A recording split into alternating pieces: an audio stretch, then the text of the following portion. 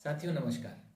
हिंदू धर्म में पूजा के दौरान शंख, घंटे, घड़ियाल, घंटियाँ आदि बजाने का बहुत ही ज़्यादा महत्वपूर्ण स्थान है।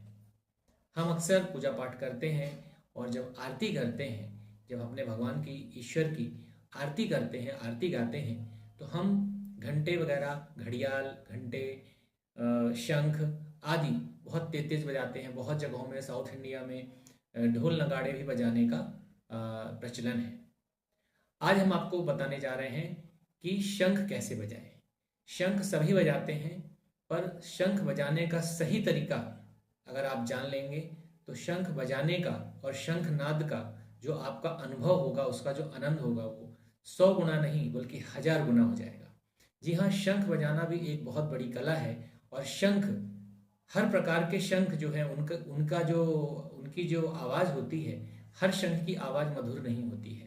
तो पहली बात तो ये है कि आपको देखना है कि किस प्रकार के शंख हम बजाने के लिए अपने पास रखें और किस प्रकार शंख को बजाएं। यानी शंख को बजाने का भी एक विशेष तरीका होता है। किन तरीकों से हम शंख की आवाज़ को और ज़्यादा कर सकते हैं और मधुर कर सकते हैं। अगर आपको शंख बजाना सही तरीके से नहीं आता है तो शंख से भी बेसुरी धुन निकलती है, या आपको हद से ज़्यादा ताकत लगानी पड़ती है, या उसमें आप बजा ही नहीं पाते हैं और कहते हैं शंख खराब है। वास्तव में जो भी शंख बजता है और आप उसे बजा नहीं पा रहे हैं, तो इसका मतलब है कि आपको शंख बजाने का सही तरीका नहीं मालूम है। देखिए, हमारे पास दो शंख हैं, हम अपने पास दो शंख रखते हैं जिन्हें हम पूजा में प्रतिदिन इस्तेमाल करते हैं। आज आप हमको दिखाते हैं। एक ही हमारे पास एक छोटा सा शंख है। ये शंख आप देखिए, ये पानी इसमें से निकल रहा है। ये धोने के कारण इसको उपयोग किया गया है, धोया जाता है। शंख को उपयोग करने के बाद इसलिए इसको धोया जाता है और धो के रखा जाता है, इससे पानी गिर रहा है। तो ये एक हमारे पास एक छोटा सा शंख है, और ये देखिए एक हमारे पास बड़ा सा शंख है। आप दोनों शंख को देख सकते हैं। ये देखिए, ये शंख है। अब इसको बजाया कैसे जाए? पहली बात तो ये होता है कि शंख बजाने के लिए उसको पकड़ना कैसे है। देखिए, आपने दक्षिणावर्ती और वामावर्ती शंख सुना होगा। देखिए, हम आपको बताते हैं, ये दक्षिणावर्ती शंख है।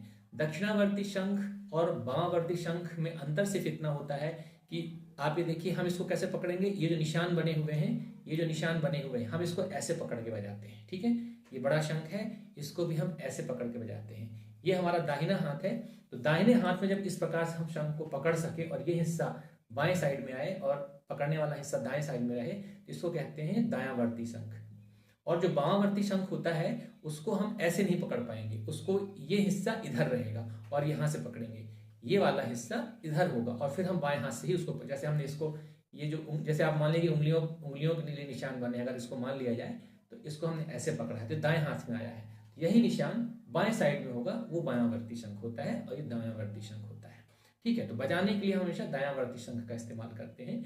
इसको बजाने के लिए कुछ लोग इसको बहुत तेजी से यहाँ ऐसे ऐसे मारते हैं कि साफ हो जाए अंदर कुछ, तो ऐसा कुछ नहीं है। देखिए, आपको हम, और बजाने के साथ ही साथ कोई इसको ऐसे करके बजाता है, कोई ऐसे करके बजाता है, कोई ऐसे करके बजाता है।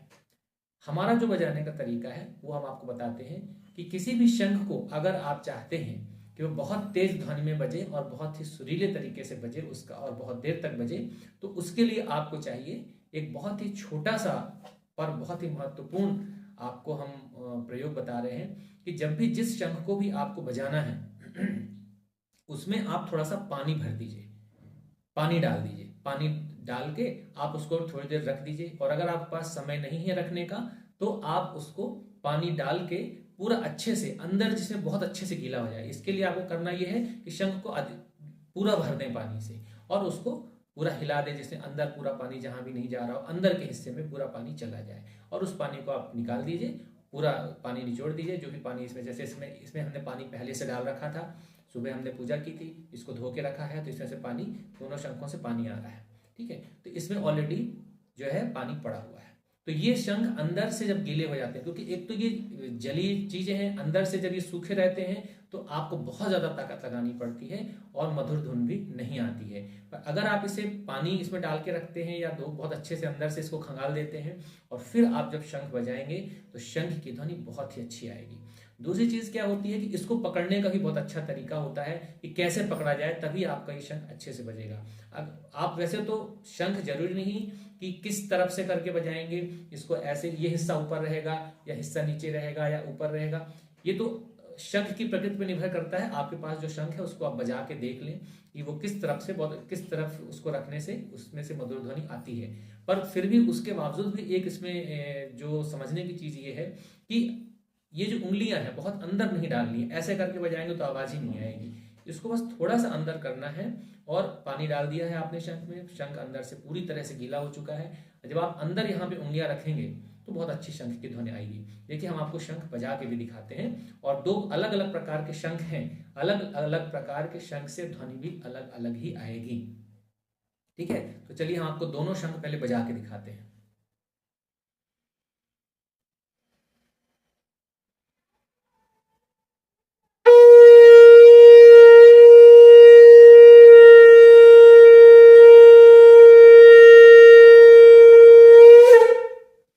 देखिए आप देख रहे हैं कि हमने यहाँ पे उंगलियों का इस्तेमाल थोड़ा सा बस अंदर किया है, ज़्यादा अंदर नहीं किया है। अब अगर उंगली हम हटा देते हैं तो आप देखिए शंख की ध्वनि में कैसे परिवर्तन हो जाता है।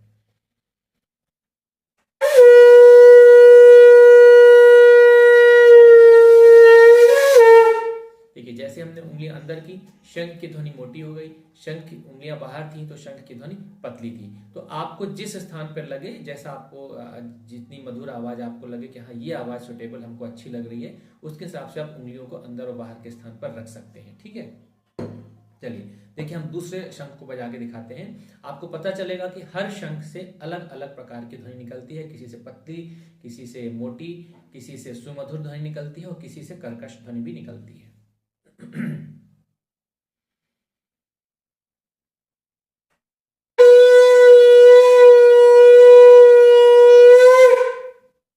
देखिए शंख जितना छोटा होगा उससे बहुत ही पतली और हो सकता है कि मधुर आवाज ना निकले, पतली आवाज निकलेगी। और शंख अगर कम से कम इतना बड़ा शंख है, मीडियम साइज का शंख है, जो नॉर्मल मीडियम का क्या है, ये सही साइज का शंख यही रहता है, तो इस प्रकार के शंख में बहुत ही सुमधुर ध्वनि निकलती है। हालांकि फिर भी हमने जैसा कहा कि शंख की प्रकृति पर भी निर्भर करता है कि उसमें से कितनी मधुर ध्वनि निकलती है या नहीं निकलती है।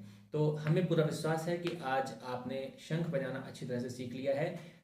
आपको फिर से बता दें कि अगर शंख से आप चाहते हैं कि आप शंख को ज़्यादा देर तक बजा सके, लंबी सांस खींचिए, जितनी आप सांस भर सके उतनी सांस खींचिए और पूरी ताकत से शंख को एक ही प्रेशर के साथ बजाएं। एक ही प्रेशर आप डालें, आप बार बार आप प्रेशर को बदलें नहीं। कुछ लोग होते हैं अलग अलग तरीके से बजाते हैं, जैसे देखिए